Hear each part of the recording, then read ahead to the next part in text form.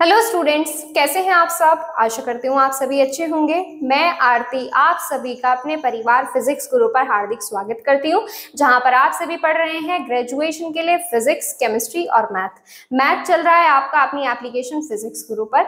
आज की क्लास है बीएससी थर्ड ईयर के लिए केमिस्ट्री क्लास है, जिसमें आपकी बुक चल रही है ऑर्गेनिक केमिस्ट्री और ये इसका लेक्चर नंबर 32 है। इससे पहले के लेक्चर्स आपके प्लेलिस्ट में ऐड कर दिए गए हैं। आई होप आप सभी ने पुराने लेक्चर्स भी अटेंड कर लिए होंगे। तो इसमें देखें न्यूक्लिक एसिड, आज हम इसमें हमारा टॉपिक स्टार्ट करने वाले हैं, जो चैप्टर 5 का लास्ट टॉपिक है। लास्ट टर्न पर हमने इसमें एक टॉपिक डिस्कस किया था जो था आपका प्रोटीन। अब हम इसमें बात करने वाले हैं न्यूक्लिक एसिड के बारे में। तो न्यूक्लिक एसिड वैसे तो आप सभी ने सुना है, बहुत ही कॉमन सा नेम है, लेकिन न्यूक्लिक एसिड असल में होता कैसा है, किन किन चीजों से मिलकर बना होता है, न्यूक्लिक एसिड नाम कहाँ से आया गया, किसने रखा, सबसे पहले कहाँ पाया गया था, ये सारी चीजें हम इनके बारे में डिस्कस करेंगे। तो चलिए सबसे पहले स्टार्ट करते हैं हमारा न्यूक्लिक एसिड की ये कंपाउंड होता कैसा है। तो ये आपका हाईली कॉम्प्लेक्स कंपाउंड होता है और ये आपका पॉलीमर कहा जाता है। किसका पॉलीमर कहा जाता है? न्यूक्लियोटाइड का। तो जितना हम बताते चलेंगे उतना लिखते चलेंगे, साथ के साथ कवर होता रहेगा। तो आप क्या कर लीजिए, आप अपनी कॉपी पेन निकाल लीजिए और नोट करिए। They are highly complex compound. They are कैसे कंपाउंड होते हैं? Highly complex compound. They are highly complex compound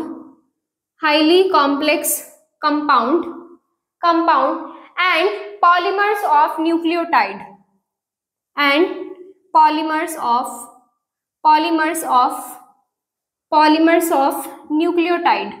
nucleotide के पॉलीमर भी कहे जाते हैं। एंड पॉलीमर्स ऑफ न्यूक्लियोटाइड, और न्यूक्लियोटाइड के पॉलीमर की वजह से हम इन्हें क्या बोलते हैं? हम इन्हें पॉलीन्यूक्लियोटाइड भी कहते हैं। क्या कहते हैं? पॉलीन्यूक्लियोटाइड भी कहते हैं। So they are named as, क्या नाम रखा गया इनका? Polynucleotide. They are named as polynucleotide.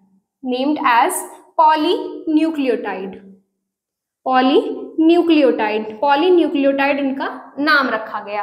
अब इसके आगे बात करते हैं। ये जो आपके न्यूक्लिक एसिड होते हैं ये आपके प्रेजेंट होते हैं animals, cells, bacteria, plants, viruses, इनके न्यूक्लियस में प्रेजेंट होते हैं। किन किन के?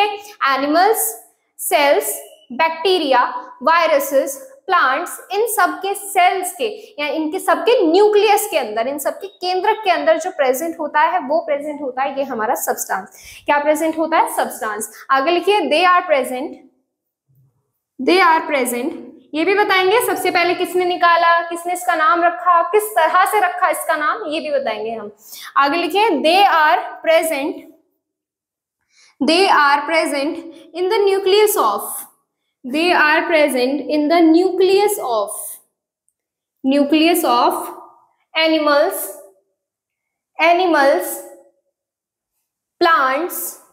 animals, plants, bacteria, cells and virus इन सबके न्यूक्लियस में पाए जाते हैं। अब इसके आगे बात करते हैं कि ये सबसे पहले ढूंढा किसने था। ये आपका सबसे पहले मिशर ने ढूंढा था और ये आपका पस सेल के न्यूक्लियस में से पाया गया था। किसमें से? मिशर ने पस सेल के न्यूक्लियस में से एक सब्सटेंस ढूंढा जिसको उन्होंने नाम रखा न्यूक्लियस। पस सेल थोड़ा कंफ्यूजिंग है। पस सेल के न्यूक्लियस में से एक सब्सटेंस ढूंढा जिसका नाम रखा उन्होंने न्यूक्लिन। आगे लिखिए इसमें Miescher obtained these substance. Miescher obtained these substance obtained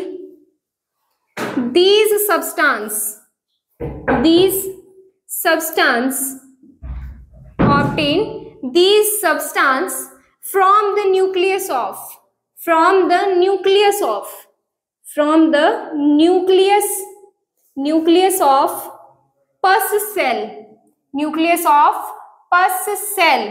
pus cell के न्यूक्लियस में से पाया और इसको क्या नाम रखा? इसको नाम रखा उन्होंने nuclein. and he named this substance as nuclein. क्या नाम रखा उन्होंने? न्यूक्लिन नाम रखा। किसने? मिशर ने। he named these substance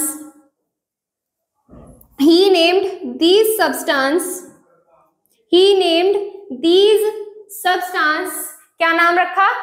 nuclein. he named these substance as nuclein, NEUCLIN, nuclein इन्होंने नाम रखा। फिर आपके मिशर के बाद आए ऑल्टमैन।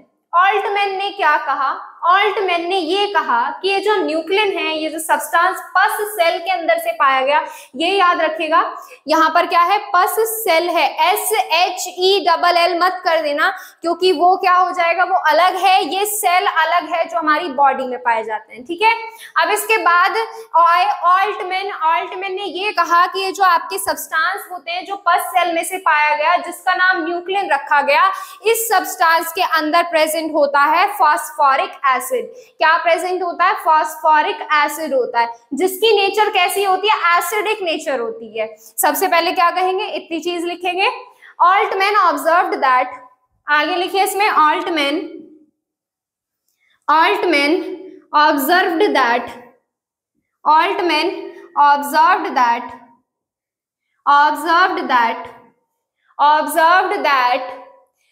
in these substance या in these compounds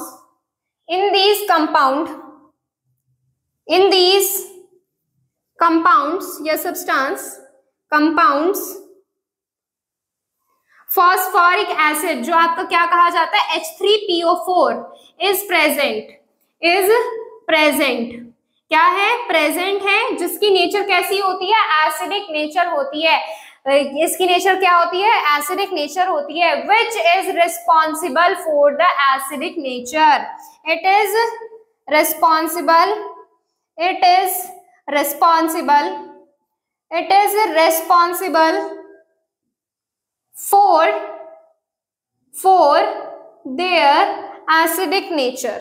for their acidic nature. अब देखिए, इतनी बात आ गई यहाँ से कि आपका फॉस्फोरिक एसिड जो होता है न्यूक्लिन के एसिडिक नेचर के लिए रिस्पॉन्सिबल होता है। क्यों? क्योंकि वो आपका कैसा कंपाउंड होता है? वो खुद आपका एसिडिक कंपाउंड होता है, तो उसकी वजह से क्या होता है? आपका न्यूक्लिन एसिडिक होता है। अब देखो, ये न्यूक्लिन एसिड है, तो आपके ऑल्टमैन ने क्या किया? इसका नाम न्यूक्लिन से बदलकर न्यूक्लिक एसिड कर दिया। क्या कर दिया? न्यूक्लिन से बदलकर न्यूक्लिक एसिड कर दिया। So he named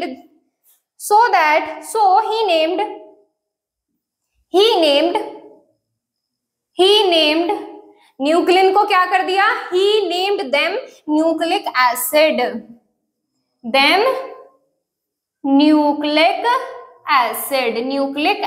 में चेंज कर दिया। क्लियर है? देखिए पहले एक मिनट, देखिए इसमें ये है आपका यहाँ से इंट्रो। तो यहाँ से अब आपको पता चल गया होगा कि आपका न्यूक्लिक एसिड किसके नाम से आया, नेचर कैसी होती है इसकी, एसिडिक होती है। किस कारण होती है? क्योंकि इसमें फास्फोरिक एसिड प्रेजेंट होता है। और ये सबसे पहले किस में से पाया गया था? पस सेल के अंदर से पाया गया था। पस सेल के भी न्यूक्लियस में से पाया गया था। ठीक है, तो ये हो गई आपकी यहाँ से इतनी बात। तो ये हो गया आपका इंट्रो। अब आप कर लीजिए इसे नोट। फिर इसके बाद मैं बताऊंगी आपको यहाँ से कि जो आपका न्यूक्लिक एसिड है हाइड्रोलाइज्ड होता है और कुछ डिफरेंट नंबर ऑफ प्रोडक्ट्स भी देता है। ये सारे इसके इंट्रोडक्शन में ही है, या इसका क्लासिफिकेशन समझ सकते हैं। तो यहाँ से पहले क्या कर लीजिए, इसे नोट करिए। फिर इसके बाद हम इसका न्यूक्लिक एसिड का हाइड्रोलाइसिस बताते हैं। ठीक है, नोट करिए। अब इसके बाद क्या करेंगे? इसके बाद हम देखेंगे न्यूक्लिक एसिड का हाइड्रोलाइसिस। हाइड्रोलाइसिस क्या है? इसका थोड़ा सा डिफरेंट है। डिफरेंट कैसे, मैं आपको बताने वाली हूँ। इसमें हम लिंक करते चलेंगे सारी चीजें। जैसे न्यूक्लिक एसिड क्या देता है? न्यूक्लियोटाइड देता है। हाइड्रोलाइसिस के बाद न्यूक्लियोटाइड क्या देता है? कुछ और नंबर ऑफ यूनिट्स देता है। फिर वो कुछ और नंबर ऑफ यूनिट्स देते हैं, लेकिन इनमें H3PO4 भी प्रेजेंट होता है। तो ये सारी चीजें मैं आपको बताने वाली हूँ कि न्यूक्लिक एसिड के अंदर क्या क्या चीजें प्रेजेंट होती हैं, वो बताने वाली हूँ। तो देखिए, सबसे पहले क्या है आपका न्यूक्लिक एसिड। न्यूक्लिक एसिड जब हम इस न्यूक्लिक एसिड का हाइड्रोलाइसिस करते हैं, क्या करेंगे? हाइड्रोलाइसिस कर रहे हैं। अब देखो इसका हाइड्रोलाइसिस होता है एक तो BaOH के ट्वाइस या फिर NH3 के प्रेजेंस में, इनके साथ भी कर सकते हैं। क्या कर रहे हैं हम, इनका हाइड्रोलाइसिस कर रहे हैं, कुछ डिफरेंट नंबर ऑफ यूनिट्स देगा। और ये जो हाइड्रोलाइसिस होता है ये होता है 115 डिग्री सेल्सियस टेम्परेचर के अराउंड होता है। और यहां से हमें क्या ऑब्टेन होता है, यहां से हमें ऑब्टेन होता है न्यूक्लियोटाइड। क्या प्रेजेंट ऑब्टेन होता है, न्यूक्लियोटाइड। फिर हम क्या करते हैं, न्यूक्लियोटाइड का हाइड्रोलाइसिस करते हैं। इसे हम क्या करना चाह रहे हैं, बेसिकली हम इसे छोटी से छोटी यूनिट्स में ब्रेक करना चाह रहे हैं। तो यहां से क्या करेंगे, इसका हाइड्रोलाइसिस करेंगे, और इसके हाइड्रोलाइसिस करने के बाद ये आपका 2 यूनिट्स में ब्रेक होगा। एक है न्यूक्लियोसाइड और एक है आपका H3PO4। एक क्या है आपका न्यूक्लियोसाइड, ये देखना ये टाइड है और ये साइड है, ठीक है, प्लस H3PO4। अब न्यूक्लियोसाइड जो होता है इसका हाइड्रोलाइसिस करते हैं तो ये भी कुछ नंबर ऑफ यूनिट्स में क्या होता है, डिसोसिएट होता है। इसका हाइड्रोलाइसिस करो, इसका हाइड्रोलाइसिस जब हम करते हैं तो ये आपका डिसोसिएट होता है प्यूरीन, पायरिमिडीन और शुगर में। Purine plus pyrimidine plus sugar, ठीक है। तो ये हो गया इतनी बात। अब इसके आगे जो आपका एक और स्टेप क्या है, जैसे आपका न्यूक्लिक एसिड है, न्यूक्लिक एसिड को अगर हम वेपर फेज में डायरेक्ट हाइड्रोलाइसिस कर दें HCOOH की प्रेजेंस में, तब ये सारी यूनिट्स कंबाइनली दे देता है। ये तो हमारा हो गया स्टेप बाय स्टेप हाइड्रोलाइसिस। वहीं अगर हम क्या कर दें, इसको सिंगल स्टेप में डन कर दें, या फिर क्या कर दें, सिंगल स्टेप में डन कर दें, या फिर हम क्या कह सकते हैं, न्यूक्लिक एसिड अगर आपका रिएक्ट करे HCOOH के साथ वेपर फेज मतलब बहुत ज्यादा तापमान पर, ये जो आपकी रिएक्शंस होती हैं ये आपकी और टेम्परेचर इंक्रीज होके 175 तक पहुंच जाता है, ये भी आपका 175 तक पहुंच जाता है। यहाँ पर वेपर फेज आएगा तो ये क्या देगा, यहाँ से प्यूरीन देगा, पायरिमिडीन देगा, शुगर देगा और आपका H3PO4 देगा, ठीक है। तो यहां से क्या दे रहा है, ये purine plus pyrimidine plus sugar plus H3PO4, ठीक है। तो ये हो गई इतनी बात। अब देखो आपका जो न्यूक्लिक एसिड है इन सब चीजों से मिलकर बना है। अब देखो शुगर भी हम पढ़ेंगे, शुगर कैसी शुगर इसमें प्रेजेंट होती है, उनकी स्ट्रक्चर पढ़ेंगे। फिर उसके बाद हम इसमें ये भी देखेंगे प्यूरीन और पायरिमिडीन किस में आते हैं, ये आते हैं आपके नाइट्रोजनस बेस में आते हैं। ये आपके कैसे होते हैं, ये आपका बेस होते हैं, दोनों कैसे होते हैं, ये बेस, और वो भी बेस कैसे, नाइट्रोजनस बेस कैसे होते हैं, नाइट्रोजनस बेस होते हैं आपके ये। और ये आपका क्या होता है, H3PO4, इसको तो आप सभी बिल्कुल अच्छे से जानते हैं, ये होता है आपका एसिड। इन सारी चीजों के बारे में मैं आपको बताने वाली हूँ। तो यहाँ पर क्या कीजिए, पहले इसका स्क्रीनशॉट लीजिए, फिर इनकी तरफ चलते हैं। तो देखो मैं आपको पहले ही बता देती हूँ, ये जो आपके न्यूक्लिक एसिड है ज्यादा बड़ा टॉपिक नहीं है, इसमें छोटी छोटी चीजें हैं, जैसे अभी आज जो हम कवर कर लेंगे तो वो हो जाएगा। फिर इसके अंदर न्यूक्लिक एसिड आपका जो होता है, फिर इसके अंदर हम डीएनए और आरएनए भी पढ़ते हैं, इनकी स्ट्रक्चर्स भी पढ़ते हैं, डीएनए और आरएनए दोनों की। फिर उसके बाद क्या है इसमें, इसके बाद एक छोटा सा टॉपिक है विटामिन है, vitamin A B C D E K, इन सारे विटामिन के बारे में हम इसमें पढ़ेंगे। तो ये है आपका छोटा सा टॉपिक। पहले आप क्या कीजिए, इनका स्क्रीनशॉट लीजिए, फिर मैं आपको इन सब के बारे में बताने वाली हूँ, शुगर, नाइट्रोजनस बेस, एसिड वगैरह, इन सब के बारे में नोट करिए।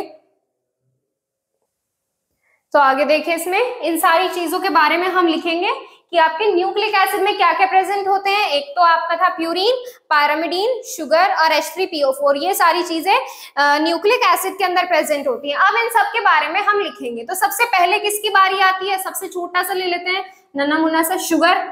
अब देखिए शुगर जो होता है ये आपका किस में प्रेजेंट होता है, देखो आपका जो शुगर होता है न्यूक्लिक एसिड में, वो आपका पेंटोज शुगर की फॉर्म में प्रेजेंट होता है। किसकी फॉर्म में? पेंटोज शुगर की फॉर्म में प्रेजेंट होता है। इसकी फ्यूरानोज जैसी 5 मेंबर की रिंग होती है, इसकी स्ट्रक्चर होती है। जैसे हमने अभी लास्ट टर्न पर हम एक चैप्टर पढ़ रहे थे, कार्बोहाइड्रेट, चैप्टर 4 था, जिसमें हमने ग्लूकोज, फ्रक्टोज, सुक्रोज इन सब के बारे में पढ़ा था। तो उसमें हमने जो स्ट्रक्चर देखी थी, किसकी? हमने एक स्ट्रक्चर देखी थी फ्रक्टोज की, ग्लूकोज की, इन दोनों की स्ट्रक्चर को मिलाकर हमने सुक्रोज बनाया था। तो ग्लूकोज और फ्रक्टोज की जो स्ट्रक्चर है सिमिलर, ऐसी ही आपकी स्ट्रक्चर बनेगी। बस वो स्ट्रक्चर कैसी होने वाली है? फ्यूरानोज टाइप स्ट्रक्चर होने वाली है, जैसे हमने सुक्रोज की बनाई थी ना, ठीक इसी तरह से। तो अब हम क्या करेंगे? इनकी शुगर की स्ट्रक्चर बनाएंगे। अब देखो, जो आपका शुगर होता है वो भी आपकी 2 फॉर्म में प्रेजेंट होता है। जैसे आपके बॉडी में क्या होते हैं? डीएनए और आरएनए होते हैं। क्या होते हैं? डीएनए और आरएनए होते हैं। अब डीएनए और आरएनए में दोनों में क्या होती है? शुगर प्रेजेंट होती है, बट वो शुगर कैसी होगी? डिफरेंट होगी। जैसे आपके डीएनए में कौन सी शुगर प्रेजेंट होगी? डीऑक्सीराइबो शुगर प्रेजेंट होगी। वहीं आरएनए में कैसी? राइबोज शुगर प्रेजेंट होगी। तो ये सारी चीजें हैं। और जो आपकी शुगर है, इन दोनों में डीएनए और आरएनए की जो शुगर है, इनकी स्ट्रक्चर में ज्यादा डिफरेंस नहीं है, बिल्कुल नन्हा मुन्ना सा डिफरेंस है। जैसे आपका ग्लूकोज और फ्रक्टोज की स्ट्रक्चर में किसका डिफरेंस था? सिर्फ ऑक्सीजन की प्रेजेंट होने का डिफरेंस था। ठीक इसी तरह से इसमें भी होता है। तो अभी हम क्या करने वाले हैं? अभी हम डीऑक्सीराइबोज शुगर बनाने वाले हैं। यहाँ पर ये सारी चीजें लिख सकते हैं कि आपका न्यूक्लिक एसिड में शुगर जो होती है पेंटोज शुगर की फॉर्म में एग्जिस्ट करती है। दोबारा से बता रही हूँ, सुन लेना, कि आपके न्यूक्लिक एसिड में शुगर पेंटोज शुगर की फॉर्म में प्रेजेंट होती है, जो आपके 5 मेंबर की रिंग होती है। और इसकी स्ट्रक्चर जो होती है वो फ्यूरानोज जैसी स्ट्रक्चर होती है, जिसमें आपके आरएनए में आपकी राइबोज शुगर प्रेजेंट होती है, वही डीएनए में आपकी डीऑक्सीराइबो शुगर प्रेजेंट होती है। जिन दोनों की स्ट्रक्चर क्या है? सिमिलर है। सिर्फ एक कार्बन को छोड़कर डीऑक्सीराइबो में क्या होता है? सिर्फ सेकंड वाले कार्बन पर एक ऑक्सीजन की कमी होती है, जबकि जो राइबो शुगर होती है उसमें सब जगह ऑक्सीजन भरपूर मात्रा में प्रेजेंट होती है। ठीक है, ये सब चीजें लिखेंगे आप। और अब हम बनाएंगे इसमें स्ट्रक्चर। स्ट्रक्चर कैसी बनेगी? 5 मेंबर रिंग बनेगी आपकी। यहाँ से ये कार्बन, ये कार्बन, ये कार्बन, ये कार्बन और ये कार्बन। ठीक है, तो यहां से इतना हो गया। अब इसके बाद काउंटिंग कहां से करते हैं? इस कॉर्नर से करते हैं। 1 2 3 4 और ये आपका 5th वाला। ठीक है, तो यहाँ पर आपके क्या प्रेजेंट होते हैं? HOH प्रेजेंट होते हैं। जैसे यहाँ पर H है, यहाँ OH है। इस वाले कार्बन पर क्या प्रेजेंट है? ये सेकेंड कार्बन है। इस वाले कार्बन पर क्या प्रेजेंट है? जैसे यहाँ पर H, यहाँ पर OH। ठीक है, ऐसे ही इस वाले कार्बन पर है, नंबर डाल लेना। यहाँ पर H, यहाँ पर OH, एक जगह H रख लेना और एक जगह OH रख लेना। ठीक है, ठीक इसी तरह से यहाँ पर प्रेजेंट है, यहाँ H होता है आपका और यहाँ आता है आपका CH2OH प्रेजेंट होता है। ठीक है, तो ये जो आपकी स्ट्रक्चर बनी है, ये है आपकी राइबोज शुगर की। किसकी स्ट्रक्चर है? राइबोज शुगर की। किसकी स्ट्रक्चर है? राइबोज शुगर की स्ट्रक्चर है। वहीं अगर डीऑक्सीराइबोज की बनाए तो सेकेंड कार्बन पर एक ऑक्सीजन आपको गायब कर देना है, बस, और कुछ नहीं करना। तो यहां से इसकी स्ट्रक्चर कैसी बन जाएगी?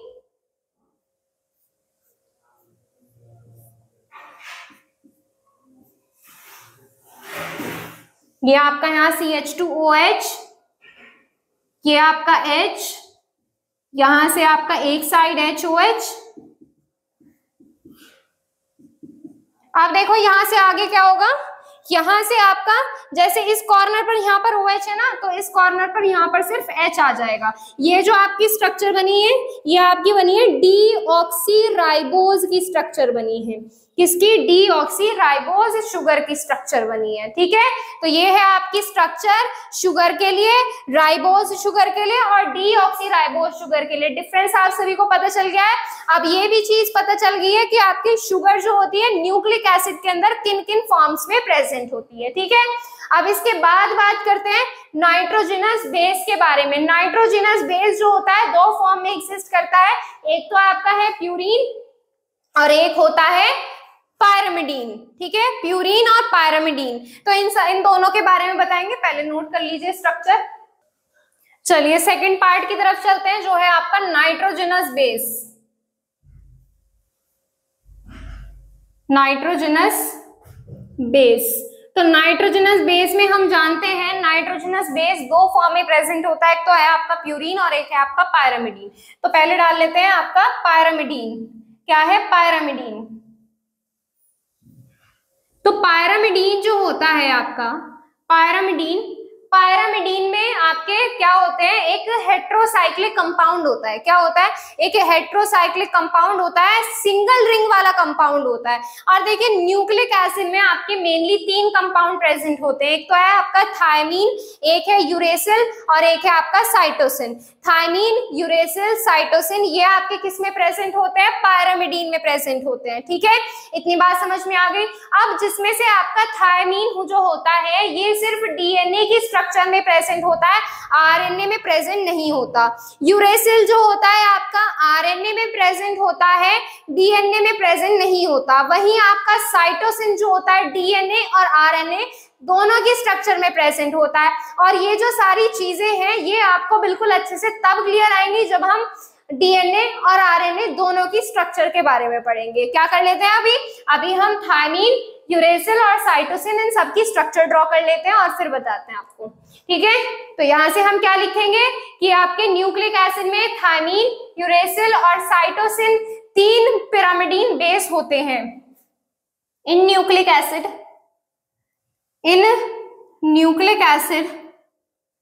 Thymine, uracil and cytosine three pyrimidine bases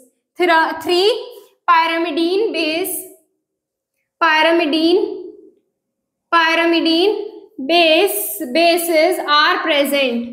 क्या है? प्रेजेंट है, आर प्रेजेंट। अब इनकी स्ट्रक्चर बनाएंगे और ये चीज मैं आपको बता चुकी हूँ कि कौन सी किस में प्रेजेंट होती है। सबसे पहले किसकी बनाए? थायमीन की बना लेते हैं।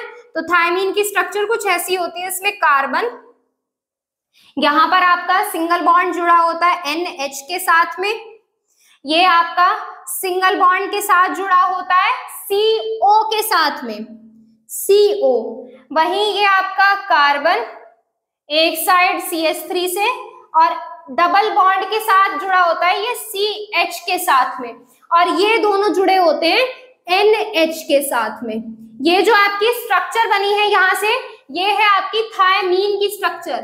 थायमीन की स्ट्रक्चर है ये THYMINE,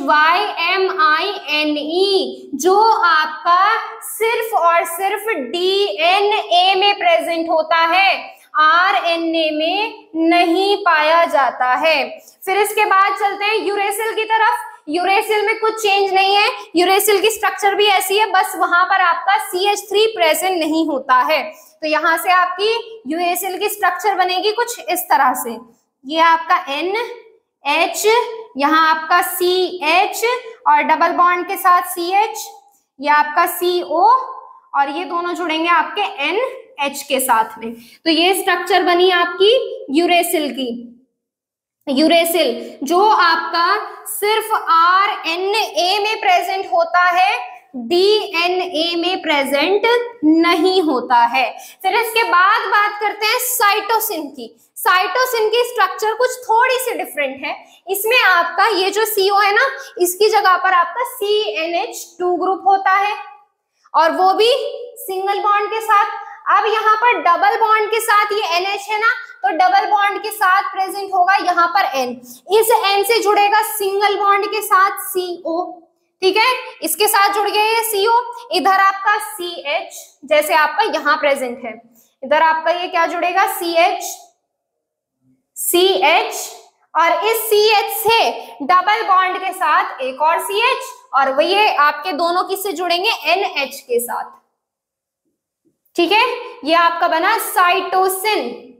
साइटोसिन जो आपका DNA और आरएनए दोनों की स्ट्रक्चर में प्रेजेंट होता है। तो ये हो गया आपका पायरामिडीन, एक नाइट्रोजनस बेस। फिर इसके बाद है आपका प्यूरीन। प्यूरीन में भी आपके दो कंपाउंड प्रेजेंट होते हैं, एक तो होता है आपका एडेनिन और एक होता है ग्वानिन। ये दोनों जो कंपाउंड होते हैं इनमें एक फ्यूज रिंग प्रेजेंट होती है। जैसे हम क्यूनोलिन पढ़कर आए ना, उसमें एक फ्यूज रिंग प्रेजेंट होती है, ठीक इसी तरह से प्यूरिन्स में भी एडेनिन और ग्वानिन दोनों के अंदर फ्यूज रिंग प्रेजेंट होती है। और एडेनिन और ग्वानिन दोनों ऐसे कंपाउंड हैं जो साइटोसिन की तरह डीएनए और आरएनए दोनों में प्रेजेंट होते हैं। पहले आप क्या कीजिए, पैरामिडीन की स्क्रीनशॉट लीजिए, फिर प्यूरिन चलते हैं।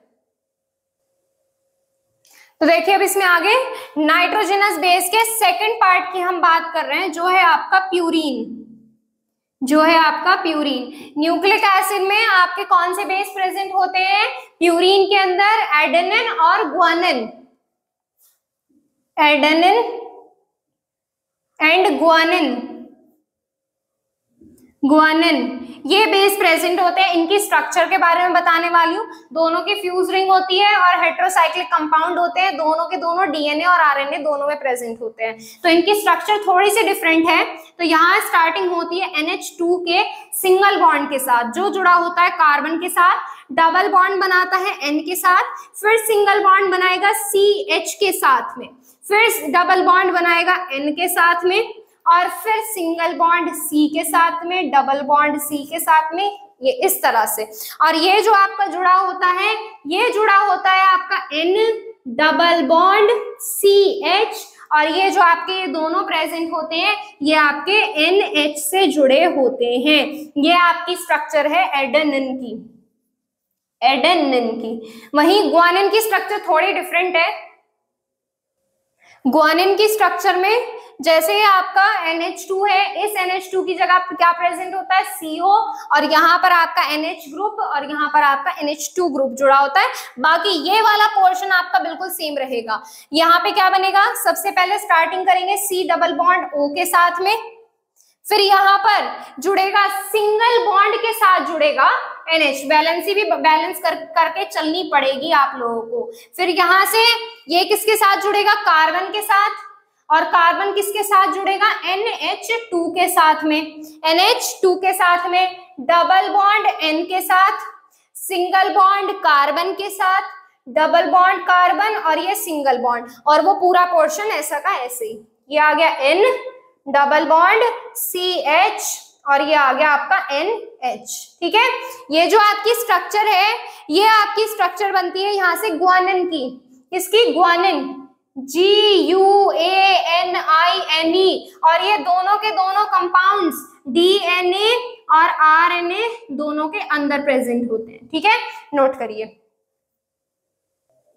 अब इसके बाद है आपका, नोट कर लिया होगा आपने, अब इसके बाद है आपका फॉस्फोरिक एसिड H3PO4। वैसे आप सभी जानते हैं कि न्यूक्लिक एसिड में जो फॉस्फोरिक एसिड होता है वो आपका रिस्पॉन्सिबल होता है किसके लिए?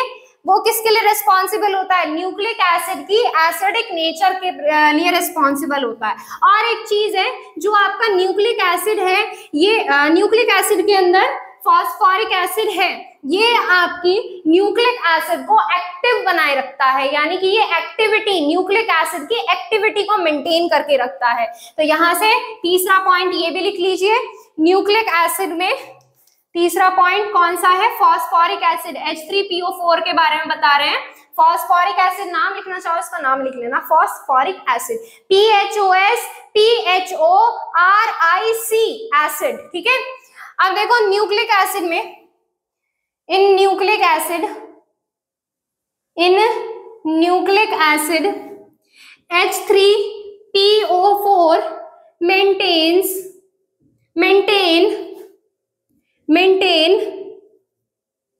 maintain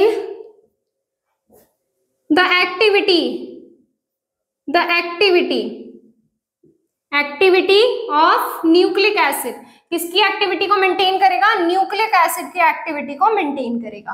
ठीक है, तो ये हो गए आपके तीनों चीजें, शुगर हो गया, नाइट्रोजनस बेस हो गए और आपका फॉस्फोरिक एसिड हो गया। तो ये तो हो गई इतनी बात। न्यूक्लियोटाइड और न्यूक्लियोसाइड लिखना चाहें तो ये भी लिख सकते हैं, जो हमने यहाँ रिएक्शन की थी ना, बिल्कुल उसी तरह से लिख सकते हो। आपका पहले क्या बना था, न्यूक्लियोटाइड बना था। न्यूक्लियोटाइड में क्या क्या प्रेजेंट होते हैं, प्यूरीन, पायरामिडीन, शुगर और H3PO4 प्रेजेंट होते हैं। न्यूक्लियोसाइड में क्या प्रेजेंट होता है, प्यूरीन, पायरामिडीन और शुगर प्रेजेंट होता है। अब इसके बाद बात करते हैं, आपका जो न्यूक्लिक एसिड है ये आपका दो पार्ट में बांटा गया है। न्यूक्लिक एसिड कितने पार्ट में बांटा गया है, न्यूक्लिक एसिड आपका दो पार्ट में बांटा गया है, एक है आपका डीएनए में और एक है आपका आरएनए में। तो इन दोनों को हम पढ़ेंगे, लेकिन वो करेंगे हम नेक्स्ट टर्न पर, क्योंकि दोनों टॉपिक अलग अलग है, इंपॉर्टेंट है, लेकिन इसी चीज के से रिलेटेड है, इनकी स्ट्रक्चर के बारे में भी डिस्कस करेंगे। तो चलिए स्टूडेंट्स, वो करेंगे नेक्स्ट टर्न पर। अगर आपको किसी भी चीज से रिलेटेड कोई भी क्वेश्चंस हुआ करें तो आप पूछ सकते हैं इंस्टाग्राम पर। इंस्टाग्राम आईडी है physics_guru_India, physics_guru_India। आपके जो भी क्वेश्चन है आप यहाँ पर मैसेज करके भेज सकते हैं। और टेलीग्राम चैनल ज्वाइन करने के लिए प्ले स्टोर से टेलीग्राम इंस्टॉल करिए और उस पर अपनी आईडी बनाइएगा, सर्च करिएगा फिजिक्स गुरु इंडिया, आपको चैनल मिलेगा जहां आप ज्वाइन हो सकते हैं, जहां आपको डेली क्लासेस की नोटिफिकेशन, लिंक और टाइमिंग के साथ भेज दिए जाते हैं। तो चलिए स्टूडेंट्स, मिलते हैं नेक्स्ट टर्न पर हमारे डीएनए या फिर आरएनए की स्ट्रक्चर के साथ। आज के लिए इतना ही। Thank you so much.